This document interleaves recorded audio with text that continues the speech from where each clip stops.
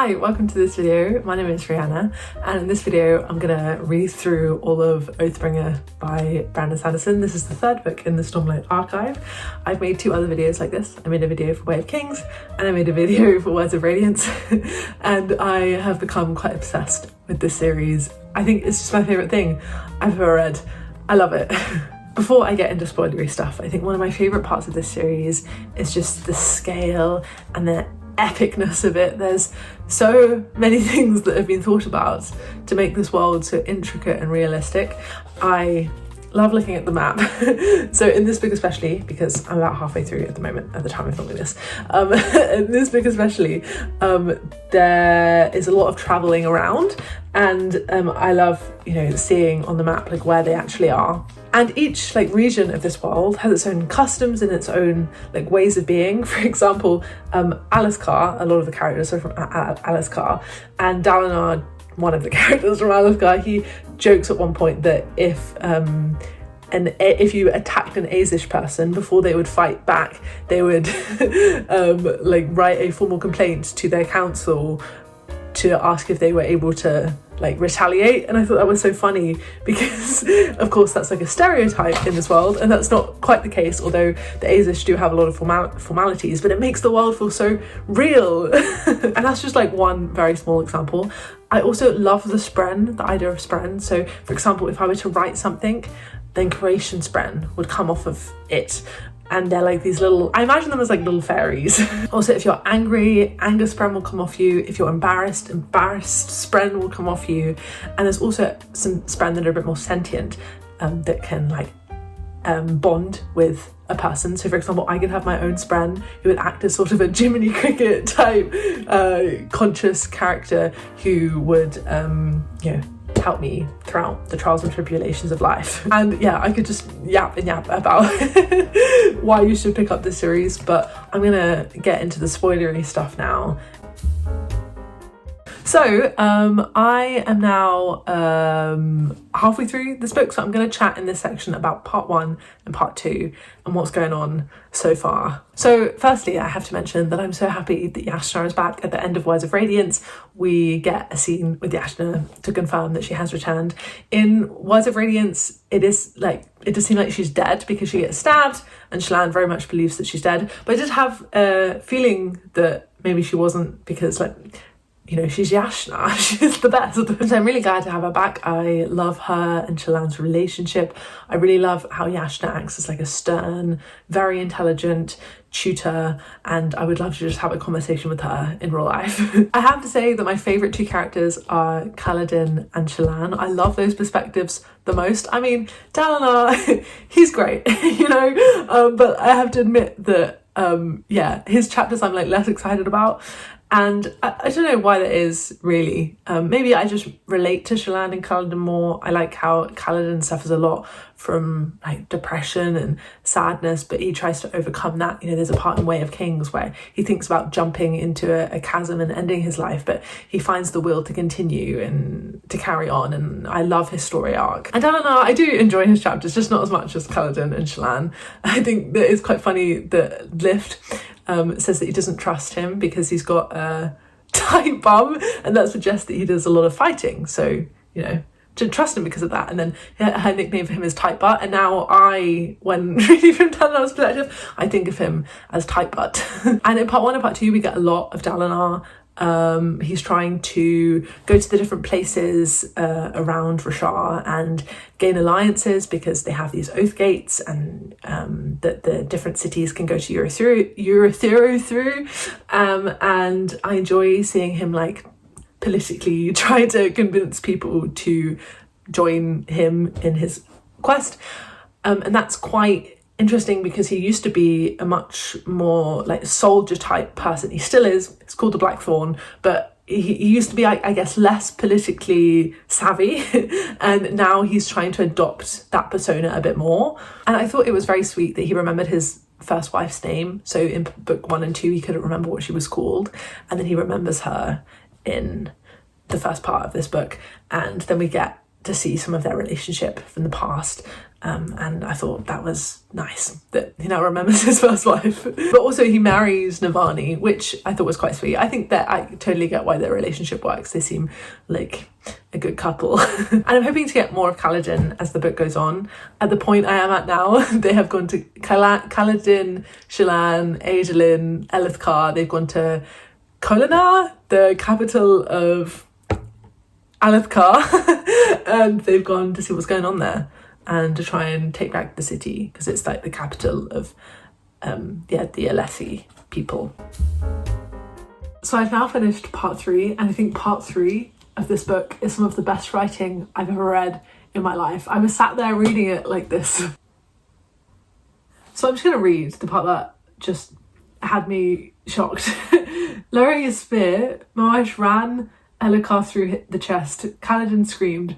Moash pinned the king to the ground, shoving aside the weeping child prince with his foot. He placed his boot against Elhokar's throat, holding him down, then pulled his spear out and stabbed Elhokar through the eye as well. Oh, and this is just such good storytelling for so many reasons. One is because in part 2 we see Moash. I always call him Molash. It's not. It's Moash. But we see Moash with the Parshmen and how he still has this hatred towards Elhokar and how he wants to kill him still, and so you get a sense that maybe that's going to come into play later because it's going to be a dramatic scene, and so it just feels really like natural that the story progressed this way. It's also so dramatic because Moash and Kaladin were like best friends in Bridgefort. I mean, Kaladin in Words of Radiance could give his shard plate, like the shard armor, to like anyone he wanted, and he gave it to Moash. So like they were so close, and then the fact that Moash does the Bridgefort salute, I don't like that, maybe with 4 like this, shows that like he's still part of Bridgefort. Like he's like, when you're reading part 2, at the beginning of each part it says like whose perspective you're going to see from, and it says Bridgefort as a perspective. So we see from Rock, we see from Scar, we see from Teft, and then we also see from Moash. He's still part of Bridgefort, even though he has somewhat betrayed Kaladin. I mean, he has betrayed Kaladin because Kaladin wanted to protect Elhokar, and Elhokar wasn't a bad guy, really, and he really wanted to be a better person as well. Shallan drew a picture of him, and he was looking like down and then up in the picture, like he was trying to grow into a better man, and Elhokar liked that picture and he kept it with him, and he wanted to be a better man, and now he's just been killed. Oh my god. I have like Kaladin and Moash and Elhokar, all of their storylines just like joined together at this big epic moment, and it was so sad because Elhokar is dead, but from a storytelling point of view it was very like satisfying. Poor Elhokar. Also, I loved other parts of part 3 as well. So in part 1 and part 2 we get Dalinar's backstory and get flashbacks, and I was enjoying them. It was interesting to see him when he was his like top form as the Blackthorn, but I didn't feel like they were like my most favorite part to read in the story. But in part 3 we get to see a pivotal point of his backstory. He suddenly remembers this awful thing that he did, that he'd kind of been blocking down and suppressing. I think like even the Stormfather, his spren, well, not that he's not really the Stormfather, but like the spren like Stormfather that he has, even he wasn't aware of Dalinar having done this in the past. So I don't really know how he managed to suppress it that much. Maybe I'm missing something. But yeah, we find out that Dalinar, because he was betrayed by someone, he then went completely ruthless, and he was like, before I said that I would kill them all and make widowers, now I'm killing the widowers, now I'm killing the women too, killing the women and the children, I'm killing everyone. And so he just becomes so heartless in that moment in the flashback, and as a consequence his wife Evie, who is very sweet and empathetic, who I'm pretty related to be honest, if I existed in this world I'd probably be like her, like just stop fighting everyone, let's just get on, you know. And so she goes to the people Dalinar is about to unleash all this wrath on, and she's like, surrender, you're going to be killed, and then, you know, she dies as a consequence of that, and Dalinar realizes that, you know, his actions have kind of caused the death of his wife as well. And when I was reading these flashbacks I was like, yeah, like I can't fully love Dalinar because he's done some awful things in the past, but in the present he feels so much remorse from that act that he did in the past. And I think the book asks the question of, can you do something really bad in the past and then become a completely different person and atone for those sins, really. And I mean, what Dalinar did was awful. He basically just did mass killing of people, and so arguably that really is like unforgivable. But I don't know. And then we also see more of Shallan. Now, Shallan, love her, but she was really having an identity crisis in part 3. So she has her alter ego veil. She also starts referring to her radiant self as a different version of herself, and then she also creates this 4th version of herself as well. And because she can shapeshift, it's like she's just fractured into all these different personalities and that she's lost who she is. And I was feeling quite frustrated that was happening to her, because even though it's quite relatable, I think we all sometimes feel like different people at different points in our lives. I was like, Shallan, come on, pull yourself together. But then there is this beautiful moment in the book with Wit. So Shallan is feeling really despondent because she was giving food to the poor, but actually thugs were stealing that food from the poor and then like killing those poor people. So actually, as a result of giving food to the poor, she was causing them to die. So she realizes that even though she had all those good intentions, she caused bad things to happen. And so she's just feeling really down and out. And then Wit comes along. I love Wit. Wit's one of my favourite characters. And he's also still mysterious as well. We don't really know what's going on with him. And Wit comes up and he's like, failure is a part of life. If you don't ever fail, then you don't ever live. You have to accept failure in order to live. And I love that moment because I think that's really important to remind yourself, because as a human being, you can't really avoid failures. They're gonna happen. And yeah, that sort of allows Shallan to find herself again and be more like herself. And yeah, I don't know, the first 2 parts of this book, I was enjoying them. Really, I was. But now I'm in it. I think that's kind of what happens with all of these books, because they are so large. I think sometimes there are naturally moments where you're reading, you're getting to know the characters, you're enjoying yourself, but the reward of like the dramatic moments where everything comes together is just that's what I love. I'm so excited to keep reading, and I'll catch up later. So I've now finished Oathbringer, and yeah, this is just 5 stars. It's just so good. So firstly, I feel that I need to apologise to Dalinar. While reading this book, my feelings towards him have been quite up and down, but at the end, I feel, to fully understand him, and I really like him now. So I think I was struggling at the end of part 3 with coming to terms that Dalinar had committed this like mass killing, and although he felt a lot of remorse for it, it didn't negate the fact that he had done this act. But now we discovered that actually that was odium influencing him the whole time, and like this thrill that he feels like in the battlefield is really down to odium. And so like Dalinar was just like influenced basically by the devil, and it wasn't really him. And before I talk more about the climax, in part 4 we see a lot of Shadesmar. So Adolin, Shallan, Kaladin and Azur, I think that's how you say her name, they get stuck in Shadesmar with the best friend, of course, Patton, so can't forget them.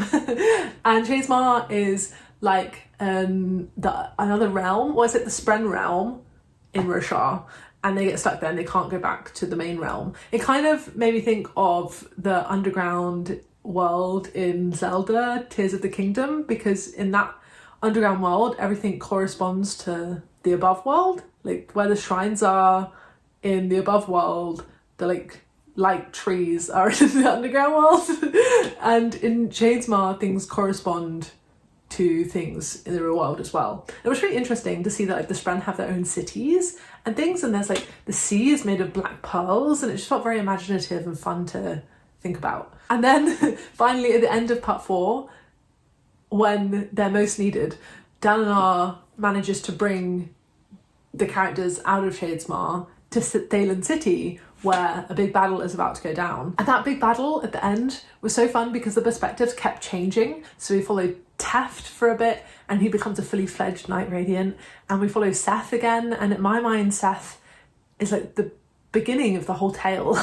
Even though the beginning of Way of Kings there's like a prologue, and then we go into Seth's perspective, because the big bit at the beginning of Way of Kings is Seth killing Gavilar. I feel like he's such a big part of the story, and so it was so nice to see him again. It's so nice to see him side with Dalinar and join Team Radiant. Well done, Seth. And I loved Seth and Liv together as well. Liv is one of my favourites because she's just really funny, and she doesn't let people bring her down. She's like, I'm gonna lean into the absurdism of things and still be my fun, happy self, and I love that. And the battle ends successfully. Kaladin at the end goes and finds Shallan's gang that they left in Kholinar, and he also finds Elliskar's son. So glad that he's alright. And Shallan at the end, she is talking to Adolin, and Adolin's like, I know how you look at Kaladin, you should maybe choose him.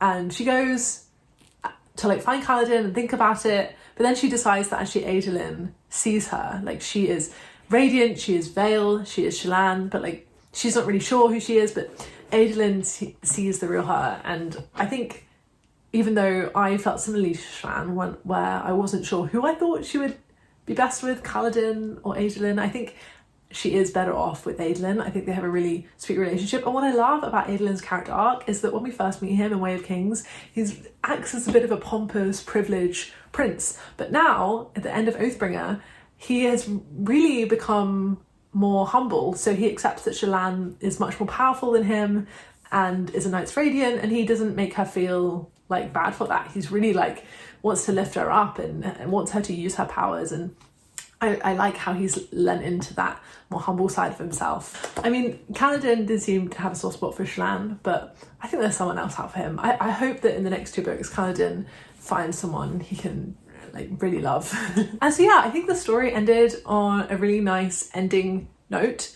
I'm not really sure where it's going to go from here. Well, I am. I suppose there's going to continue to be a fight between the humans and the Voidbringers, and I guess Dalinar will continue to try and make alliances with the rest of the places, the rest of the regions in Rishar. And yeah, I find myself thinking throughout my everyday life before death, strength before weakness, journey before destination. So thank you very much for watching.